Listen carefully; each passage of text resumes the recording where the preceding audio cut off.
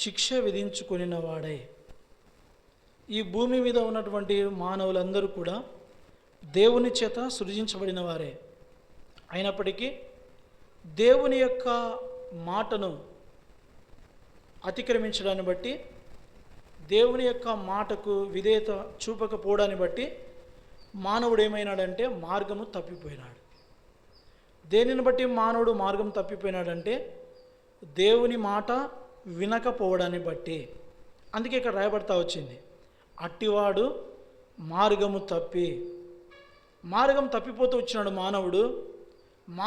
మానవుడు తప్పిపోవడాన్ని బట్టి ఇప్పుడు మానవుని జీవితంలో ఏం జరుగుతూ వచ్చిందంటే తనకు తానే శిక్ష విధించుకోవడం అయింది. తనంతట తానే శిక్ష విధించుకున్నాడు. తనంతట తానే శిక్ష విధించుకోవడం ఎక్కడ ఆరంభమైందంటే ఆదికాండం 4వ అధ్యాయంలో ఆరంభమవుతా వచ్చింది. మొట్టమొదటి మానవులైనటువంటి ఆదాము హవ్వలు దేవుని యొక్క మాటను మీరడాన్ని బట్టి శాపాన్ని పొందినారు. అయితే మొట్టమొదటి కుటుంబం అయినటువంటి ఆదాము హవ్వల కుటుంబంలో మొట్టమొదటి మానవుడైనటువంటి కయ్యను తనకు తానే శిక్ష విధించుకున్నాడు. ఎలా శిక్ష విధించుకున్నాడు అంటే తన సొంత తమ్ముడైన హేబేల్ను చంపడాన్ని బట్టి తనకు తానే శిక్ష విధించుకున్నాడు. ఎందుకోసమంటే మార్గం తప్పిపోయినాడు కాబట్టి. ఆ విధంగా చూస్తే ఆ సంతానంలో నుండి మనందరం బయటికి వస్తూ వచ్చినాం కాబట్టి ఈ భూమి మీద ఉన్నటువంటి మానవులందరూ కూడా మార్గము తప్పిపోయినారు. మార్గము తప్పిపోవడాన్ని బట్టి తనకు తానే శిక్ష విధించుకున్నారు. దేన్ని బట్టి శిక్ష విధించుకున్నారంటే అక్కడే రాయబడతా వచ్చింది, పాపము చేయడాన్ని బట్టి మానవుడు తనకు తానే శిక్ష విధించుకున్నాడు. అయితే తనకు తానే శిక్ష విధించుకొనిన మానవుడు ఈ పాపములన్నిటి నుండి, ఈ పాపముల ద్వారా శిక్ష విధించుకోవటాన్ని బట్టి మానవుడు తన్ను తాను ఇంకా బయటికి రాలేకపోయినాడు. ఇప్పుడు మానవుడు బయటికి రావాలంటే ఇప్పుడు సాధ్యపడలేదు. తనకు తానే శిక్ష విధించుకునేటువంటి మానవుడు ఆ శిక్షలో నుంచి బయటికి రావడం ఇక సాధ్యపడలేదు. అయితే సాధ్యపడకపోగా ఆ కన్న తండ్రే, ఆ దేవాది దేవుడే ఆయన జ్ఞాపకం చేసుకున్నాడు. మానవుని జ్ఞాపకం చేసుకొని మానవుని కొరకై ప్రభువైన యేసుక్రీస్తు ప్రభువారు ఏం చేస్తూ వచ్చాడంటే ఈ లోకానికి రావాల్సి వచ్చింది. తనకు తానే శిక్ష విధించుకున్న మానవుణ్ణి విడిపించడం కొరకై ప్రభువైన యేసుక్రీస్తు ప్రభువారు ఈ భూలోకానికి రావాల్సి వచ్చింది. ఫిలిప్పీలకు రాసిన పత్రిక 2వ అధ్యాయం. ఫిలిప్పీలకు రాసిన పత్రిక 2వ అధ్యాయం. ఫిలిప్పీలకు రాసిన పత్రిక 2వ అధ్యాయము 6-7 వచనాలు అందరం కలిసి చదువుదాం. ఫిలిప్పీ 2వ అధ్యాయము 6-7 వచనాలు అందరం కలిసి. ఆయన దేవుని స్వరూపము కలిగిన వాడై ఉండి దేవునితో సమానముగా ఉండుట విడిచిపెట్టకూడని భాగ్యమని ఎంచుకొనలేదు, కానీ మనుషుల పోలికగా పుట్టి దాసుని స్వరూపము ధరించుకొని తన్ను తానే రిక్తునిగా చేసుకున్నాడు. ఇక్కడ మనకు అవసరమైన మాట, తన్ను తానే రిక్తునిగా చేసుకున్నాడు. తన్ను తానే మానవుడు తనకు శిక్ష విధించుకున్నాడు పాపాన్ని బట్టి. తనకు తానే శిక్ష విధించుకున్నాడు మానవుడు పాపాన్ని బట్టి. అయితే దాన్ని విడిపించడం కొరకై, అందులో నుండి మానవుని విడిపించడం కొరకై ప్రభువైన యేసుక్రీస్తు ప్రభువారు తన్ను తానే ఈ భూలోకానికి రావడానికి ఇష్టపడ్డాడు. తను తానే దేవుని స్వరూపము కలిగిన వాడై ఉండి కూడా దేవునితో సమానముగా ఉండుట విడిచిపెట్టకూడని భాగ్యమని ఎంచుకొనక దానిని కూడా విడిచిపెట్టడానికి ఇష్టపడ్డాడు. ప్రభువైన యేసుక్రీస్తు ప్రభువారు ప్రతిదీ కూడా ఆయన ఇష్టపూర్వకంగానే చేసినాడు. పరలోకాన్ని విడిచిపెట్టడానికి ఇష్టపడ్డాడు, సింహాసనాన్ని విడిచిపెట్టడానికి ఇష్టపడ్డాడు, తండ్రితో సమానంగా ఉండటాన్ని విడిచిపెట్టడానికి ఇష్టపడ్డాడు, దాసుని ధరించుకోవడానికి ఇష్టపడ్డాడు. అంత మాత్రమే కాదు, ఈ భూలోకానికి తగ్గించుకోవడానికి కూడా ఇష్టపడ్డాడు. అంత మాత్రమే కాదు, తనను తానే రిక్తునిగా చేసుకోవడానికి కూడా ఇష్టపడ్డాడు. ఎందుకోసమంటే తనకు తానే శిక్ష విధించుకున్న మానవుణ్ణి విడిపించాలంటే ప్రభువైన యేసుక్రీస్తు ప్రభువారు కూడా అలాంటి స్వభావం కలిగిన వాడే. ఆయన పరిశుద్ధుడు గనుక పరిశుద్ధమైనటువంటి ఆ దేవుడే ఇష్టపడి ఈ భూమికి రావాలి. అందుకే తన్ను తానే రిక్తునిగా చేసుకొని ఈ భూలోకానికి రావడానికి ఇష్టపడ్డాడు. అయితే ప్రభువైన యేసుక్రీస్తు ప్రభువారు తను తానే శిక్ష విధించుకున్న మానవుని విడిపించడం కొరకై ప్రభువైన యేసుక్రీస్తు ప్రభువారు తను తానే తగ్గించుకొని ఈ భూలోకానికి వచ్చినాడు. అంత మాత్రమే కాదు, ప్రభువైన యేసుక్రీస్తు ప్రభువారు తను తానే సమర్పించుకున్నాడు. దేని కొరకు సమర్పించుకున్నాడంటే తను తానే శిక్ష విధించుకున్న మానవుని కొరకై ప్రభువైన యేసుక్రీస్తు ప్రభువారు తనను తానే సమర్పించుకున్నాడు. ఎలా సమర్పించుకున్నాడంటే 7 అంతలుగా సమర్పించుకున్నాడు. 7 అంతలుగా. ఆ 7 భాగాలను మనం ఆరాధన కొరకై చూసే ప్రయత్నం చేస్తాం. ప్రభువైన యేసుక్రీస్తు ప్రభువారు మానవుడు తనను తాను శిక్ష విధించుకున్నాడు కదా, పాపాన్ని బట్టి. ఆ తనకు తానే శిక్ష విధించుకున్న ఆ పాపాన్ని బట్టి మానవుని విడిపించడం కొరకై ప్రభువైన యేసుక్రీస్తు ప్రభువారు తనను తాను అప్పగించుకొని తనను తాను సమర్పించుకొని మానవుణ్ణి 7 అంతల విమోచనలోనికి తీసుకొచ్చినాడు. చూస్తాం ఆ 7 సందర్భాలను. ప్రభువైన యేసుక్రీస్తు ప్రభువారు తను తానే ఎలాగ అర్పించుకున్నాడు అనేటువంటి విషయాన్ని ఒక 7 భాగాలను మనం చూసే ప్రయత్నము చేస్తాం. రండి, గలతీయులకు రాసిన పత్రిక మొదటి అధ్యాయం.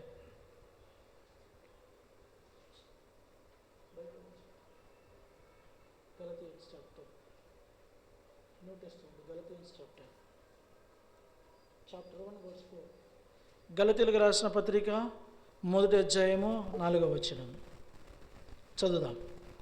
మన తండ్రి అయిన దేవుని చిత్త ప్రకారము క్రీస్తు మనలను ప్రస్తుతపు దుష్టకాలములో నుండి విమోచింపవలెనని మన పాపముల నిమిత్తము తన్ను తాను అప్పగించుకొనెను. మన పాపముల నిమిత్తము తన్ను తాను అప్పగించుకున్నాడు. తీతు 3లో మనం చూస్తూ వచ్చినాం. అట్టివాడు మార్గము తప్పి తనకు తానే శిక్ష విధించుకొనిన వాడై పాపమును బట్టి. అయితే ప్రభువైన యేసుక్రీస్తు ప్రభువారు అట్టి మానవుణ్ణి విడిపించడం కొరకై తను తానే ఈ భూలోకానికి తగ్గించుకొని వచ్చినాడు. తనకు తానే అప్పగించుకుంటూ వచ్చినాడు. ఎవరి కోసం ఆయన అప్పగించుకున్నాడంటే మన పాపముల నిమిత్తము తను తాను ఏం చేసినాడు? అప్పగించుకున్నాడు. ఆయన తనకు తానే మన పాపం నిమిత్తమై అప్పగించుకొనకపోతే మన శిక్ష నుండి మనము విడిపించబడలేము. మనము విడిపించబడాలంటే ప్రభువైన యేసుక్రీస్తు ప్రభువారు అప్పగించాడు. కనుకనే ఇక్కడ రాయబడుతూ వచ్చిన మాట, మానవుని పాపం నిమిత్తమై ప్రభువైన యేసుక్రీస్తు ప్రభువారు తనను తాను ఏం చేసినారు? అప్పగించుకున్నాడు. అప్పగించుకోవడాన్ని బట్టి మానవుడు విడిపించబడుతూ వచ్చినాడు. ఇది మొదటి భాగం. రెండవ భాగాన్ని చూస్తాం. గలతీయులకు రాసిన పత్రిక 2వ అధ్యాయం. గలతీయులకు రాసిన పత్రిక 2వ అధ్యాయము 20వ వచనాన్ని కలిసి చదువుదాం. 20వ వచనాన్ని, నేను క్రీస్తుతో కూడా సిలువ వేయబడి ఉన్నాను, ఇకను జీవించువాడు నేను కాను, క్రీస్తే నా యందు జీవించుచున్నాడు. నేను ఇప్పుడు శరీరమందు జీవించుచున్న జీవితము నన్ను ప్రేమించి నా కొరకు తన్ను తాను అప్పగించుకొనిన దేవుని కుమారుని యందలి విశ్వాసము వలన జీవించుచున్నాను. నా కొరకు తన్ను తాను అప్పగించుకొనిన దేవుని కుమారుడు. ఎవరు అప్పగించుకున్నారు మన కొరకు అంటే దేవుని కుమారుడు. దేవుని స్వరూపము కలిగిన ప్రభువైన యేసుక్రీస్తు ప్రభువారు ఆయన తనను తాను తగ్గించుకొని మానవుని యొక్క శిక్ష నుండి విడిపించిన కొరకై దేవుని కుమారుడైన ప్రభువైన యేసుక్రీస్తు ప్రభువారు ఈ లోకానికి వచ్చి మన నిమిత్తమై ఆయన ఏం చేసినాడు? మన కొరకు అంటే మన పాపముల కొరకు, మన దోషముల కొరకు, మన అతిక్రమముల కొరకు, మన చెడు వ్యసనముల కొరకు, మనము శరీరముతో, ఆలోచనలతో, మనస్సుతో, హృదయముతో, క్రియలతో, కాళ్ళతో, చేతులతో చేసిన పాపముల అంతటి కొరకు ప్రభువైన యేసుక్రీస్తు ప్రభువారు ఏం చేసినారు? ఆయన అప్పగించుకోనకపోతే ఇప్పుడు మానవునికి స్వస్థత లేదు. అందుకే యెషయా భక్తుడు అంటాడు కదా, యెషయా గ్రంథం 1వ అధ్యాయం, యెషయా భక్తుడు అంటాడు. చూస్తామా? మనకు తెలిసిన భాగమే, ఆయనను ఒకసారి చదివే ప్రయత్నం చేస్తాం. యెషయా గ్రంథం 1వ అధ్యాయం 6వ వచనాన్ని అందరం కలిసి చదువుదాం. 6వ వచనం, అరకాలు మొదలుకొని తల వరకు స్వస్థత కొంచెమైన లేదు, ఎక్కడ చూసిన గాయములు, దెబ్బలు, పచ్చిపుండ్లు అవి పిండబడలేదు, కట్టబడలేదు, తైలముతో మెత్తన చేయబడలేదు. అరకాలు మొదలుకొని తల వరకు స్వస్థత అంటే కొంచెము కూడా మనకు పాపము లేనిదంటూ లేనేలేదు. అరకాలు మొదలుకొని తల వరకు మానవుడు సంపూర్ణమైన పాపి. అలాంటి సంపూర్ణమైన పాపి కొరకు ప్రభువైన యేసుక్రీస్తు ప్రభువారు తన్ను తానే అప్పగించుకున్నాడు. అందుకే అపోస్తలుడు పౌలు అన్నాడు, నా కొరకు తన్ను తాను అప్పగించుకుని నా దేవుని కుమారుడు. నా కొరకు అప్పగించుకున్నాడు. అందుకొరకే అపోస్తలుడు పౌలు అన్నాడు, నా కొరకు ప్రభువైన యేసుక్రీస్తు ప్రభువారు అప్పగించుకున్నాడు, నన్ను విడిపించినాడు. కాబట్టి ఇప్పుడు పౌలు అంటున్నాడు, నేను క్రీస్తుతో కూడా సిలువ వేయబడి ఉన్నాను, ఇక జీవించువాడను నేను కాను. ఇప్పుడు ఎవరు జీవిస్తున్నారంట? క్రీస్తే నా యందు. అంటే ప్రభువైన యేసుక్రీస్తు ప్రభువారు అపోస్తలుడైన పౌలు కోసం అప్పగించబడినాడని పౌలు వ్యక్తిగతంగా ఎరిగినాడు. కాబట్టి తిరిగి దేవునికి నీ ప్రేమకు ఏమిచ్చేదని ప్రభు అని పాట పాడాము కదా. ఇప్పుడు పౌలుని అడిగితే తిరిగి నువ్వు ఏమి ఇస్తావు ప్రభు కంటే, ఆయన అన్నాడు, నా జీవితం ఆయనకి ఇస్తాను. అందుకే పౌలు అన్నాడు, క్రీస్తే నా యందు జీవించుచున్నాడు. ఇది రెండవ సంగతి. మన కొరకు ప్రభువైన యేసుక్రీస్తు ప్రభువారు అరకాలు మొదలుకొని తల వరకు మనము చేసిన పాపములు, దోషములు, అతిక్రమలు అన్నింటి కొరకై ప్రభువైన యేసుక్రీస్తు ప్రభువారు మన కొరకు, వ్యక్తిగతంగా నా కొరకు తను తాను అప్పగించుకున్నాడు. తను తాను అప్పగించుకున్నాడని బట్టే ఇప్పుడు నేను శిక్ష నుంచి విడిపించబడ్డాను. ఇది రెండవ సంగతి. మూడవ సంగతి చూస్తాం. ఇది రెండవ విషయం. మూడో విషయాన్ని చూస్తాం. ఎఫెసీలకు రాసిన పత్రిక 5వ అధ్యాయం. ఎఫెసీలకు రాసిన పత్రిక 5వ అధ్యాయము 2వ వచనాన్ని అందరూ కలిసి చదువుదాం.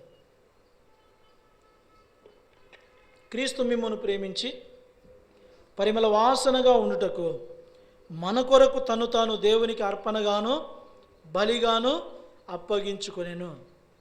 క్రీస్తు మిమ్మును ప్రేమించి మనలను పరిమళ వాసనగా చేయడానికి మన కొరకు ప్రభువైన యేసుక్రీస్తు ప్రభువారు తను తాను ఏం చేసినాడు? దేవునికి అర్పణగా బలిగా అర్పించుకున్నాడు. ఆయన అర్పించుకొనకపోతే, ఆయన మన కొరకు అర్పించుకొనకపోతే మన జీవితంలోనికి పరిమళ వాసన రాదు. మన జీవితానికి పరిమళ వాసన రాదు. మన జీవితంలో ఈ పరిమళ వాసన మనము పొందుకునే మునుపు, ఈ పరిమళ వాసన ప్రభువైన యేసుక్రీస్తు ప్రభువారి ద్వారా మనకు అప్పగింపబడే మునుపు మన బ్రతుకు ఎలాగుండేదో మనకు తెలియాలి. మన బ్రతుకు ఎలాగుండేది రండి చూస్తాం. కీర్తనల గ్రంథం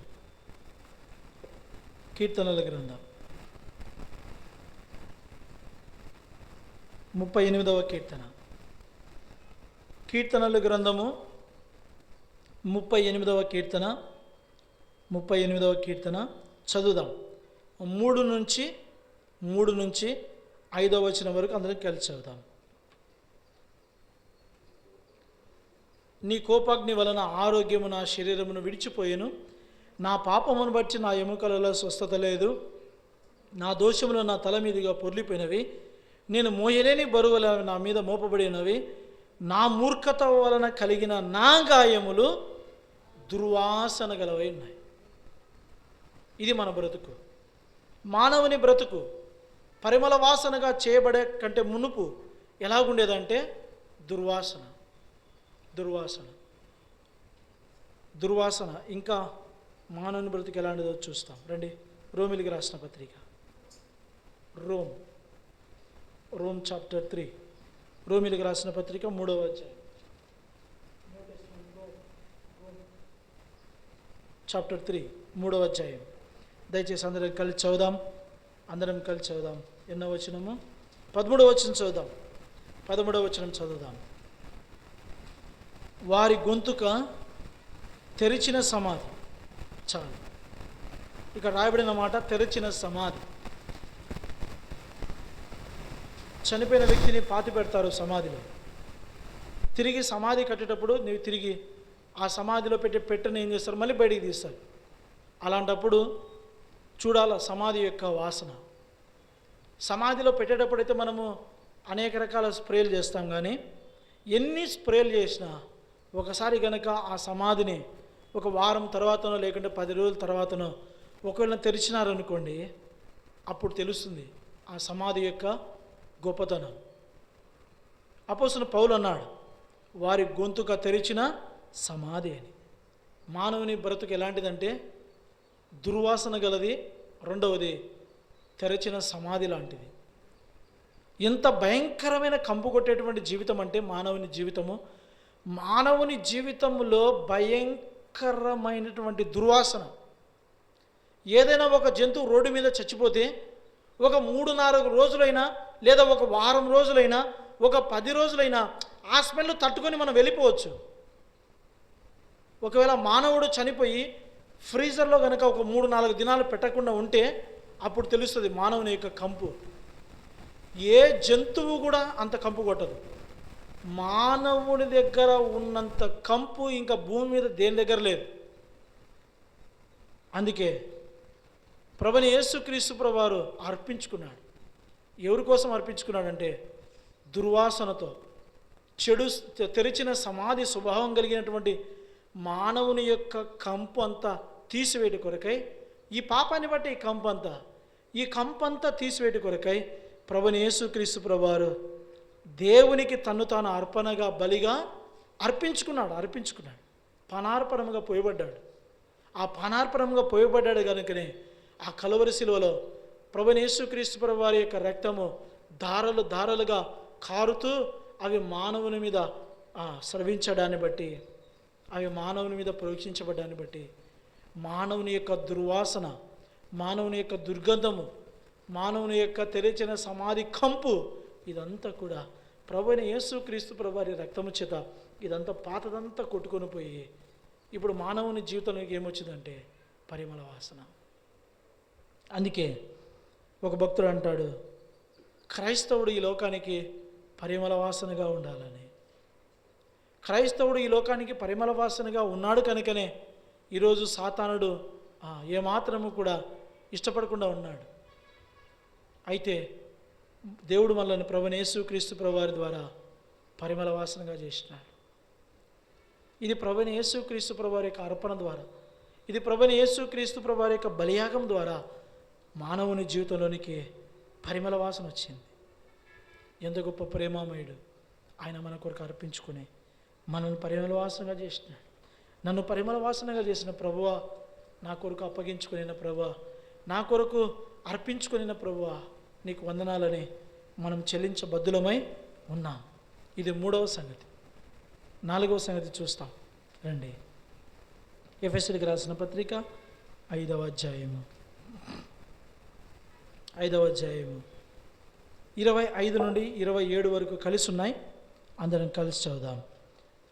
ఎఫెసియన్ చాప్టర్ 5, ఎఫెసీ న్యూ టెస్టిమెంట్, ఎఫెసీ 5 వర్స్ 25 to 27. అందరం కలిసి చదువుదాం. పురుషులారా, మీరును మీ భార్యలను ప్రేమించుడి.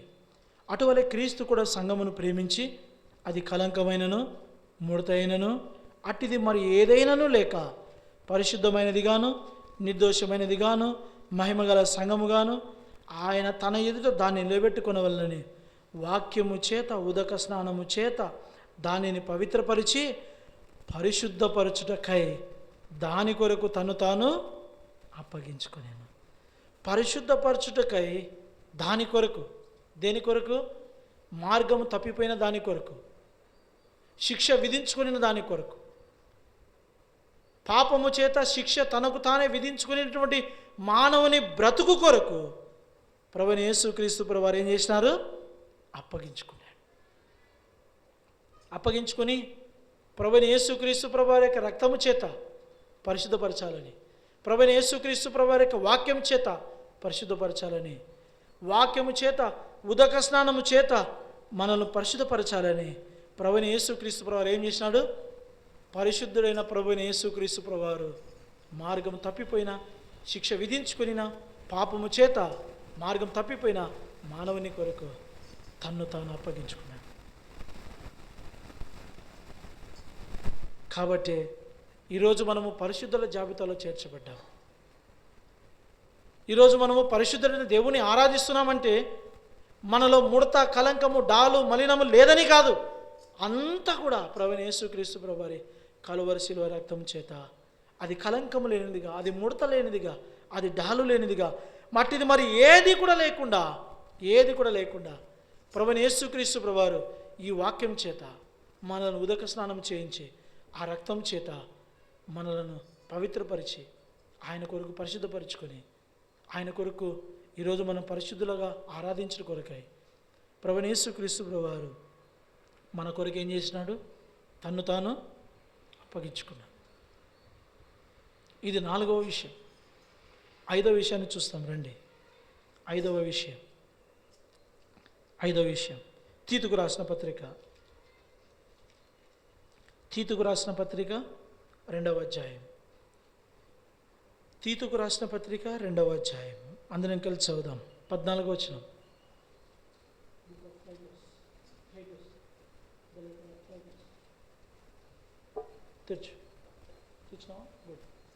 చాప్టర్ 2 2వ అధ్యాయం. తీతుకు రాసిన పత్రిక 2వ అధ్యాయం వర్స్ 14. 14వ వచనం.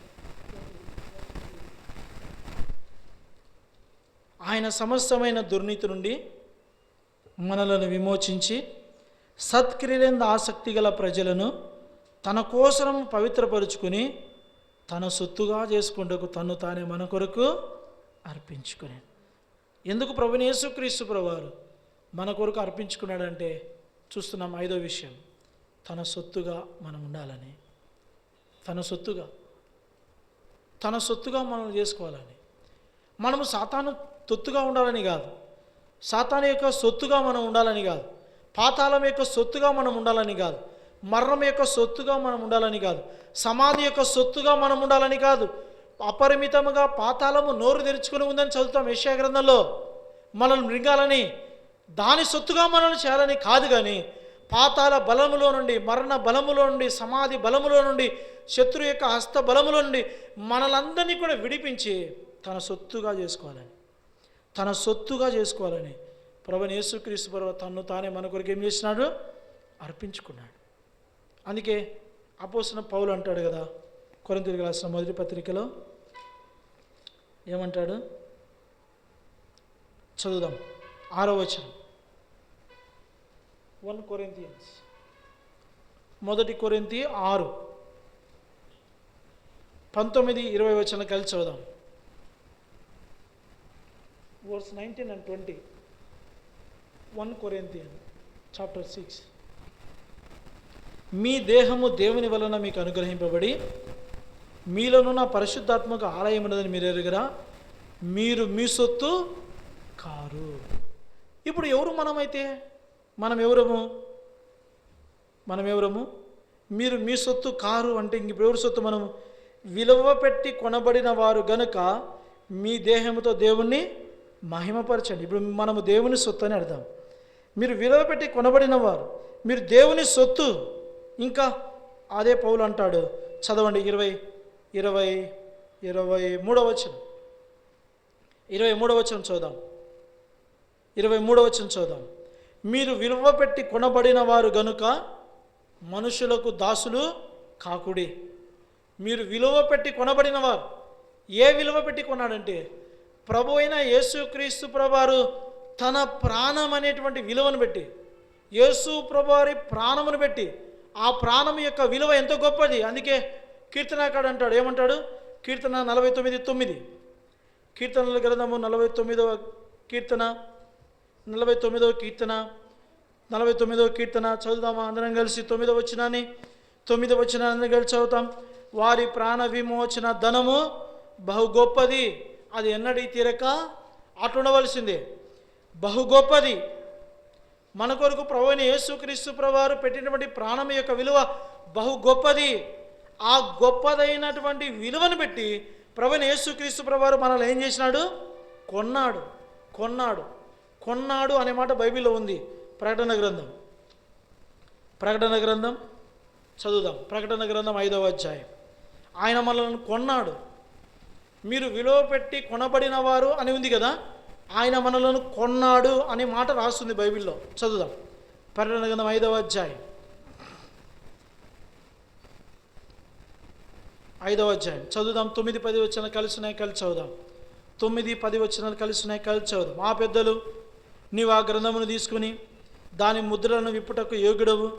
నీవు వధింపబడిన వాడవై నీ రక్తమిచ్చి ప్రతి వంశంలోను, ఆయా భాషలు మాట్లాడేవారిలోను, ప్రతి ప్రజలోను, ప్రతి జనములోను దేవుని కొరకు మనుషులను కొని. దేనిచ్చి కొన్నాడంట ఆయన? నీ రక్తం ఇచ్చి. అక్కడ రాస్తున్నమాట, నీవు వధింపబడిన వాడవై నీ రక్తం ఇచ్చి డాష్ డాష్ డాష్ దేవుని కొరకు మనుషులను కొని. ఆయన కొన్నాడు మనల్ని. ఇప్పుడు మనము కళ్యాణ్ జ్యువెలర్స్కి వెళ్తాం, లేక మల్లబార్కి వెళ్తాం, లేకుంటే బంగారు షాపుకి పోతాం. డబ్బులు పెట్టి మనం ఒక వస్తువును కొనుక్కొచ్చుకుంటాం. ఇప్పుడు కొనుక్కొని వచ్చిన తర్వాత ఆ షాప్ వాడు బయటకు వచ్చిన తర్వాత ఈ బంగారు మా షాపులోది, ఇది మాది అంటే మనం ఏమంటాం? గోల్డ్ మనం డబ్బులు ఇచ్చి కొన్నాం. ఇప్పుడు షాప్ వాడు వచ్చి మళ్ళీ మనల్ని అడిగితే ఏమంటాం? మేము డబ్బులు ఇచ్చి కొన్నాం, ఈ గోల్డ్ మాది అంటాం. ఎందుకు మాదేనంటాం చెప్పు? మనం డబ్బులు ఇచ్చి కొన్నాం. ఇప్పుడు ప్రభువైన యేసుక్రీస్తు ప్రభువారు కూడా నిన్ను నన్ను రక్తం ఇచ్చి ఆయన కొన్నాడు. ఇప్పుడు చెప్పండి, నేను నా ఇష్టానుసారంగా ఉంటాను, నా ఇష్టానుసారంగా బ్రతుకుతాను, నా ఇష్టం వచ్చినప్పుడు చర్చికి వస్తాను, నా ఇష్టం లేనప్పుడు నేను చర్చి మానుకుంటాను, నేను రావాలనుకుంటే వస్తా, నేను వద్దనుకుంటే పోతా. నిజమైన మాటనా ఇది? ఆయన కొన్నాడు. ఇప్పుడు ఆయన కొనినటువంటి వారు కాబట్టి కొన్నవానికి దాసులం మనం. ఇప్పుడు ఆయన కొన్నాడు మనల్ని. మన మీద మనకి ఏ అధికారం లేదు. ఇప్పుడు ఆయన వారం మనం. కనుకనే ఈరోజు ఆయనదే, ఈ దినం ఆయనదే, ఈ సమయం ఆయనదే, ఈ గడియ ఆయనదే, ఈరోజు అంతా ఆయనదే.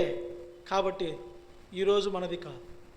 ఇప్పుడు ఆయన రోజు. ఆయన అన్నాడు, ఇది పరిశుద్ధ దినం, ప్రభు దినం, ప్రతిష్ఠిత దినం, ఇది నా కొరకు ఏర్పరచబడినటువంటి దినం.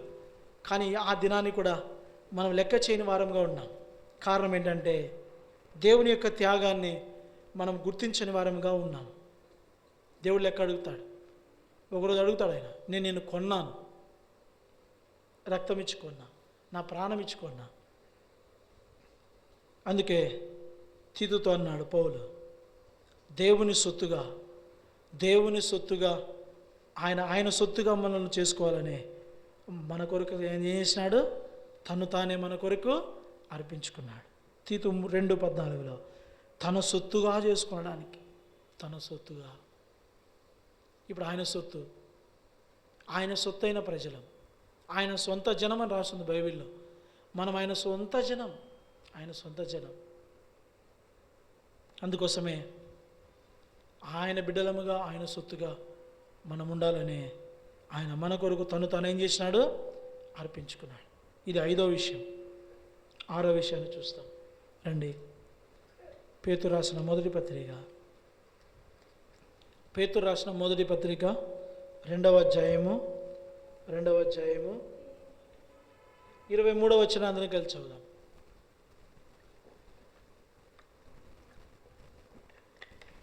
పేతురు రాసిన మొదటి పత్రిక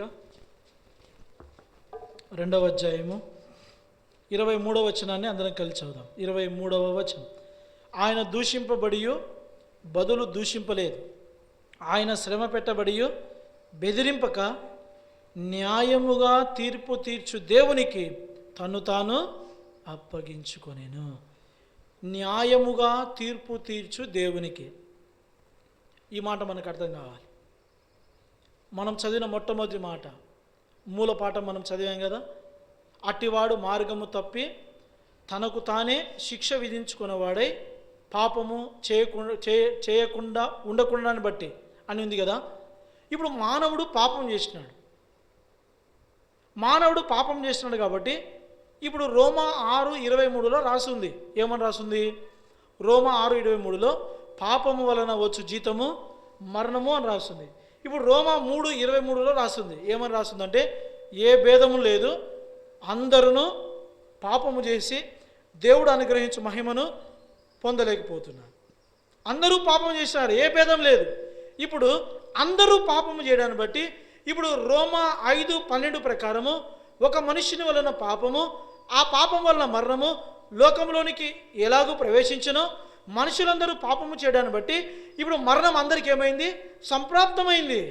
ఇప్పుడు మానవులందరూ కూడా పాపం చేసినారు. ఇప్పుడు మానవులందరూ కూడా మరణం పొందాలా? అయితే ఇది దేవుడు పెట్టినటువంటి చట్టం, ఇది దేవుడే పెట్టినటువంటి శాసనం. ఇది దేవుడే రాసిన మరణశాసనం. అయితే ఈ మరణశాసనము కొట్టివేయబడాలంటే ఏం చేయాలా? హెబ్రీయులకు రాసిన పత్రిక 9వ అధ్యాయంలో రాస్తుంది. ఏమని రాస్తుంది? చదువుదాం ఆ మాట. హెబ్రీ 9వ అధ్యాయము 16 వచనం చదువుదాం, లేదా 16-17 చదువుదాం. 16-17 చదువుదాం. హెబ్రీ 9 16-17 వచనం చదువుదాం. మరణ శాసనం ఎక్కడ ఉండునో అక్కడ మరణ శాసనము రాసిన వాని మరణము అవశ్యము. ఆ శాసనమును రాసినవాడు మరణము పొందితేనే అది చెల్లును. అది రాసినవాడు జీవించుచుండగా అది ఎప్పుడైనాను చెల్లునా. ఇప్పుడు మరణ శాసనం ఎవరు రాసినారు? దేవుడు రాసినాడు. ఇప్పుడు ఈ మరణ శాసనము కొట్టివేయబడాలంటే ఏం చేయాలా? ఎవరైతే మరణ శాసనాన్ని రాసినాడో ఆ మరణ శాసనాన్ని రాసినవాడు ఇప్పుడు మరణించాలా. ఇక్కడ రాసిన మాట అదే. పేతురు రాసిన మొదటి పత్రిక అదే రాస్తుంది. న్యాయముగా తీర్పు తీర్చు దేవునికి. న్యాయముగా తీర్పు తీర్చు దేవునికి. దేవుని కుమారుడిని ప్రభువైన యేసుక్రీస్తు ప్రభువారు ఏమైనా పక్షపాతం చూపినాడా? ఎలాంటి పక్షపాతం చూపలే. దేవునికి ఏం లేదు. చెప్పండి. రోమీలకు రాసిన పత్రిక 2వ అధ్యాయం. 11వ వచనం చదువుదాం. రోమీలకు రాసిన పత్రిక 2వ అధ్యాయము 11వ వచనం. దేవునికి పక్షపాతము లేదు. దేవుని కుమారుడని ప్రభువైన యేసుక్రీస్తు ప్రభువారి మీద పరలోకపు తండ్రి పక్షపాతం చూపలే. న్యాయముగా తీర్పు తీర్చినాడు. ఎందుకు న్యాయంగా తీర్పు తీర్చినాడు? ఫిలిప్పీ 2:6-7 చదివినాం. దేవుని స్వరూపము కలిగిన వాడై ఉండి దేవునితో సమానమైనటువంటి వాడైనటువంటి భాగ్యమని ఎంచుకోలే. దేవునితో సమానమైనటువంటి హోదానే, తండ్రి యొక్క సింహాసనం మీద కూర్చునే అధికారమే అయినను కూడా పరలోకపు తండ్రి న్యాయము తీర్చే విషయంలో ఎలాంటి పక్షపాతము చూపకుండా మానవుని యొక్క శిక్ష తప్పించబడాలంటే ఇప్పుడు యేసుప్రభువు వారు అన్నారు, మానవుని శిక్ష నేను భరిస్తానన్నాడు. ఇప్పుడు పరలోకపు తండ్రి అన్నాడు, మానవునికి శిక్ష విధించాలనుకున్నా నేను భరిస్తానంటే, అయితే మానవుని శిక్ష నీ మీద వేసుకుంటావా? ఎస్, నేను వేసుకుంటా. అప్పుడు ఏమైందో తెలుసా? యెషయా గ్రంథం 53వ అధ్యాయం. యెషయా గ్రంథం 53వ అధ్యాయం. యెషయా గ్రంథం 53వ అధ్యాయం 5వ వచనాన్ని చదువుదాం. మన అతిక్రమ క్రియలను బట్టి అతడు గాయపరచబడిను, మన దోషములను బట్టి నలుగగొట్టబడిను, మన సమాధానార్థమైన శిక్ష ప్రభు అయిన యేసుక్రీస్తు ప్రభువారి మీద పడింది. మన సమాధానార్థమైన శిక్ష అంటే మనము సమానంగా భరించాల్సిన శిక్ష ఇప్పుడు ఎవరి మీద పడింది? యేసు ప్రభువారి మీద పడింది. ఆయన తనకు తానే తన మీద వేసుకున్నాడు. ఎట్లా వేసుకున్నాడంట? 10వ వచనం ఇప్పుడు చదవండి. యెషయా 53:10. అతన్ని నలగొట్టుటకు చాలు. అతన్ని నలగొట్టుటకు ఏమైందంట? దేవునికి ఎంత ఇష్టమైందంటే, చదువమ్మా. అతనికి వ్యాధి కలుగజేసను. చాలు. ఇప్పుడు తన్ను తానే అపరాధ పరిహారార్థ బలిగా అర్పించుకోవడానికి ఇష్టపడినాడు కదా. ఎవరు? ప్రభువైన యేసుక్రీస్తు ప్రభువారే. యేసుక్రీస్తు ప్రభువారే తన్ను తానే అర్పించుకోవడానికి ఇష్టపడ్డాడు. కాబట్టి ఇప్పుడు యేసుక్రీస్తు ప్రభువారిని నలుగగొట్టడానికి తండ్రి అయిన యెహోవా దేవునికి ఏమైందంట? ఇష్టమైంది. నువ్వు అన్నావు కదా, నా అంతటా నేనే దాన్ని భరిస్తానన్నావు కదా. ఇప్పుడు తండ్రి అన్నాడు, నిన్ను నల్లగొట్టడానికి కూడా నేను ఇష్టపడతాను. ఎస్, నువ్వు నన్ను నల్లగొట్టడానికైనా నేను ఇష్టపడతా. నువ్వు నీకు నీవే తప్పిపోయిన వారి కొరకు, ఆ పాపం చేసిన వారి కొరకు వారి శిక్ష నీ మీద వేసుకుంటానని నువ్వు అన్నావు. కాబట్టి వాళ్ళ మీద పడాల్సిన శిక్ష నీ మీద వేసుకుంటానన్నావు. కాబట్టి వాళ్ళని నల్లగొట్టడం నాకు ఇష్టమైంది. అయితే వారి శిక్ష నీ మీద వేసుకుంటున్నావు కదా. వాళ్ళని నల్లగొట్టడానికంటే బదులుగా నేను నిన్ను నల్లగొడతానంటే ఐఎమ్ రెడీ. అందుకే అక్కడ రాసిన మాట, అతన్ని నల్లగొట్టుటకు యెహోవాకి ఏమైందంట? ఇష్టమై. ఇప్పుడు చెప్పండి, ప్రభువైన యేసుక్రీస్తు ప్రభువారు నీ కొరకు నా కొరకు ఆయన నలగొట్టడానికి కూడా ఏమైనాడు? ఇష్టపడినాడు. అందుకే న్యాయముగా తీర్పు తెచ్చే దేవునికి ప్రభువైన యేసుక్రీస్తు ప్రభువారు ఏం చేసినారు? అప్పగించుకున్నాడు. నువ్వు ఏం చేస్తావు? వచ్చి నా ప్రజలనైతే, నా బిడ్డలనైతే, నేను కన్నవారినైతే నువ్వు శిక్షించకూడదు. వారి శిక్ష నా మీద వేసుకుంటా. అందుకే మన సమాధానార్థమైన శిక్ష ప్రభువైన యేసుక్రీస్తు ప్రభువారి మీద పడుతూ వచ్చింది.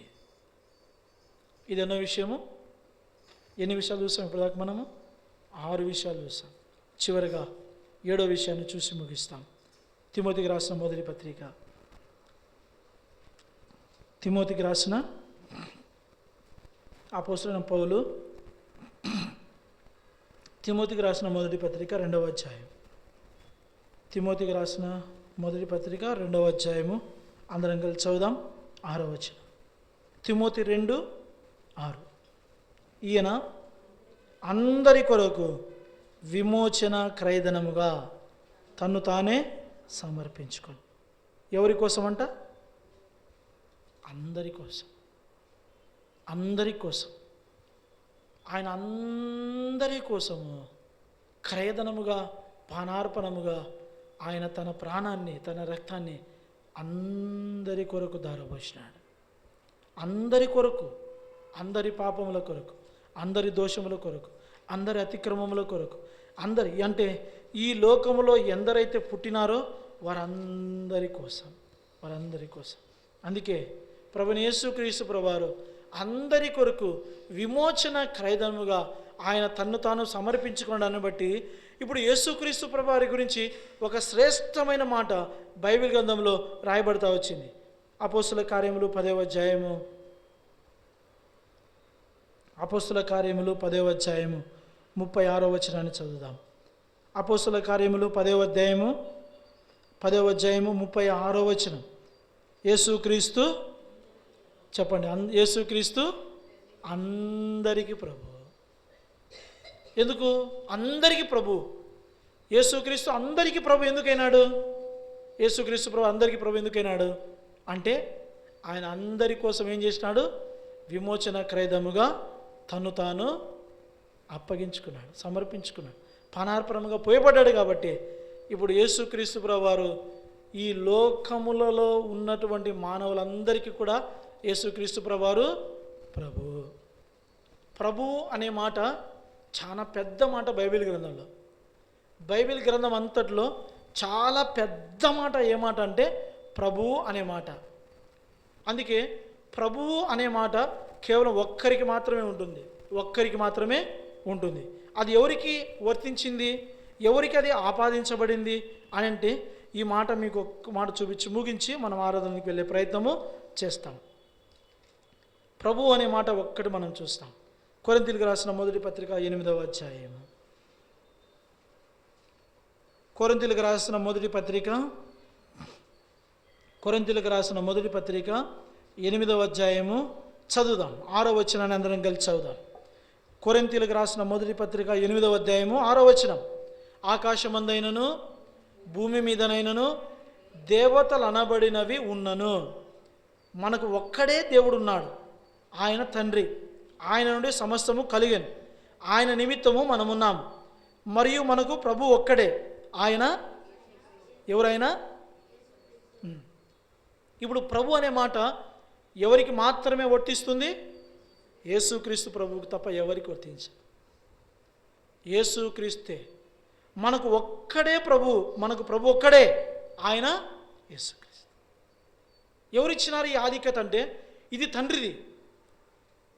ఈ ప్రభు అనేటువంటి ఆధిక్యత, ఈ ప్రభు అనేటువంటి మాట, ఈ ప్రభు అనే అధికారము, ఈ ప్రభు అనేటువంటి బిరుదు ఎవరిదంటే తండ్రిది. ఎవరిది? తండ్రి. తండ్రి ఎవరికి ఇచ్చినాడు? యేసుక్రీస్తు ప్రభువుకి ఇచ్చినాడు. ఎక్కడ ఇచ్చినాడు? ఎప్పుడు ఇచ్చినాడు? అపోస్తల కార్యములు. ఈ మాట తెలియక ఈ రోజులో యూట్యూబ్లో ఒక నెల రోజు కొట్లాడుతున్నారు. యూట్యూబ్లో నెల రోజు నుంచి కొట్లాడుతున్నారు ఈ మాట తెలియక. వాళ్ళకేం చెప్పాలి మనం? వాళ్ళు బైబిల్ చదివితే కదా, లోకంలో పుస్తకాలు చదివితే ఏం జ్ఞానం రాదు. బైబిల్ తప్ప ఏం చదువుకోరు. చదవండి 2వ అధ్యాయం.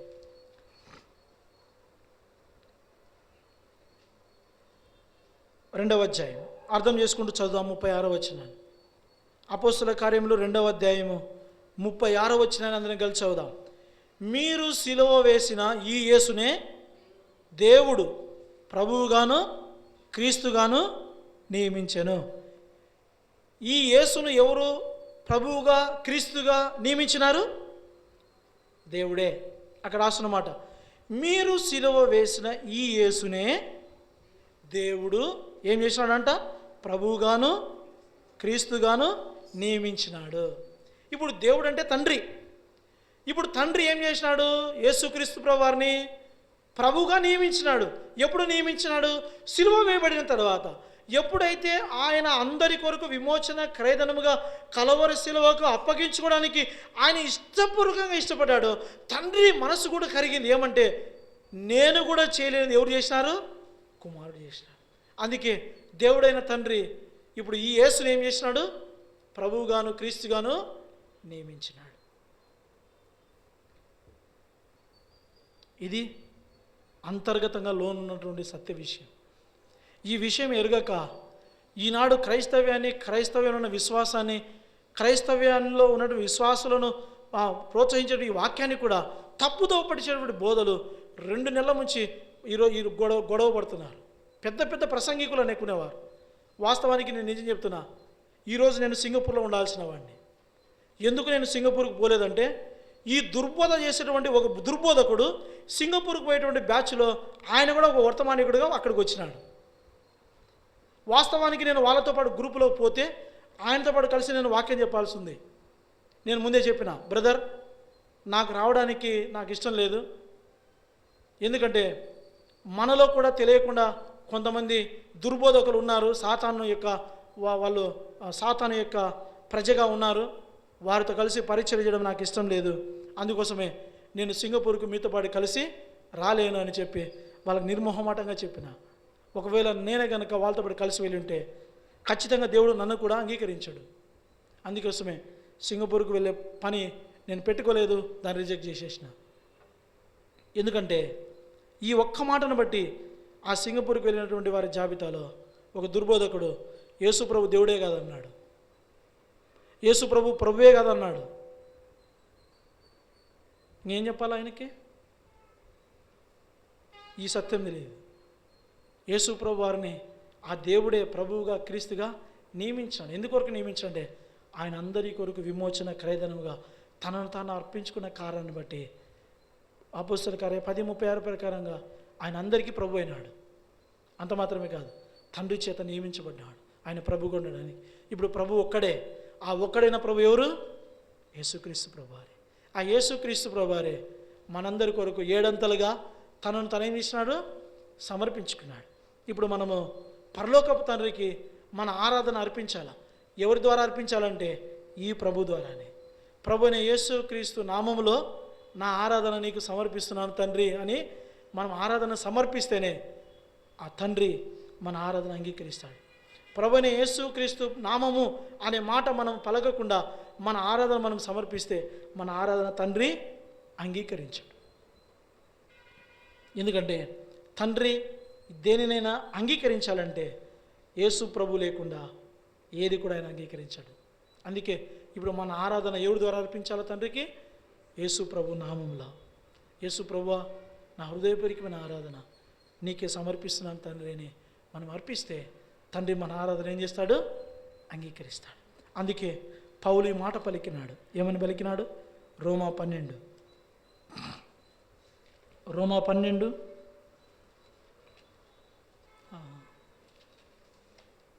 అపోస్తలుడైన పౌలు రోమిలికి రాసిన పత్రిక 12వ అధ్యాయము 1వ వచనం చదువుదాం.